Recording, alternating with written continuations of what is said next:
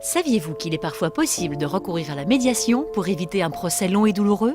Comprenons ensemble comment cela fonctionne.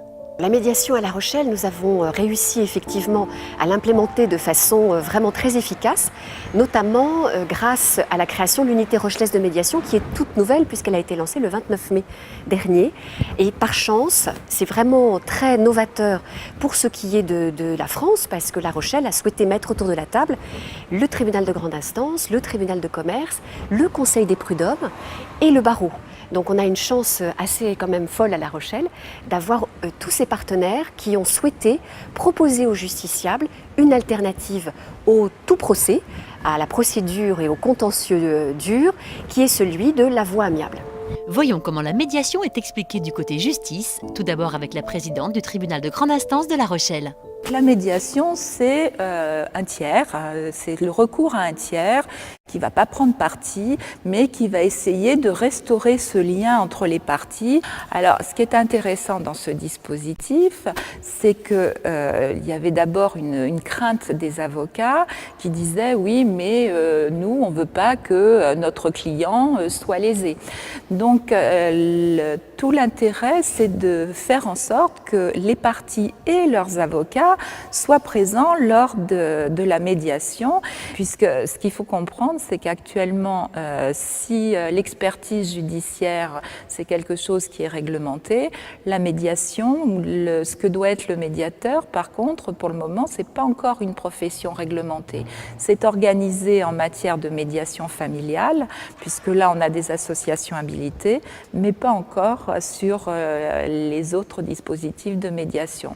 Donc, cette unité de médiation civile, commerciale et sociale, c'est pour nous la garantie d'avoir des médiateurs de qualité. On a élaboré et signé un protocole relatif à la mise en place de la médiation sur le ressort judiciaire de La Rochelle et on a décidé de créer une unité de médiation civile, sociale et commerciale sur ce ressort. Justement, voyons ce que pense le président du tribunal de commerce de La Rochelle de la médiation. Il y a d'abord une conviction forte chez nous, au tribunal de commerce, c'est que nous sommes dans une société qui est beaucoup trop conflictuelle et où la notion de confiance a tendance à se perdre. Et nous voulons absolument rétablir un maximum de relations directes entre les personnes de façon à assurer la pérennité des relations entre les entreprises, puisque les entreprises, certes, ce sont des organisations, mais ce sont avant tout des personnes qui ont à travailler ensemble. Donc, nous privilégions toujours, dans la mesure du possible, pour autant que les parties soient d'accord, les procédures de conciliation, de médiation, qui permettent aux parties de régler elles-mêmes, sous le contrôle du juge, bien sûr, qui ne perd pas sa présence dans l'affaire, mais que les parties règlent elles-mêmes leurs litiges, plutôt que de s'en remettre à des lois qui peuvent être un petit peu rigides et pas forcément adaptées aux situations. Avez-vous des exemples concrets? On a deux types d'exemples de médiation.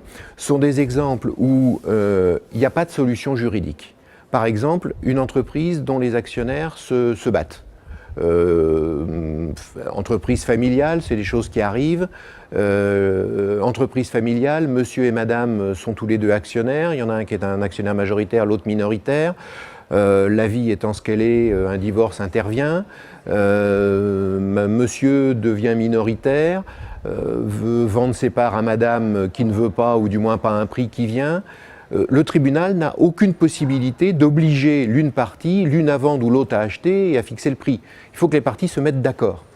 Donc dans ces cas-là, on peut nommer effectivement un médiateur qui va obliger, entre guillemets, les parties à s'asseoir autour d'une table et à discuter les yeux dans les yeux, face à face, sans l'intermédiaire d'un avocat ou d'un juge, pour se dire des choses pas forcément agréables, mais au moins les choses auront été dites, et après trouver une solution.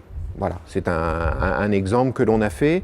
Autre exemple qui n'est pas arrivé à La Rochelle, mais qui aurait pu très bien y arriver, des difficultés entre franchiseurs et franchisés. Le franchisé a des choses à reprocher au franchiseur. Le franchiseur n'a pas forcément envie que ça se sache sur la place publique. On met en place une conciliation. Tout le monde finit par se mettre d'accord entre gens de bonne compagnie et le litige est soldé. Et pour employer des grands mots, la paix civile est sauvegardée.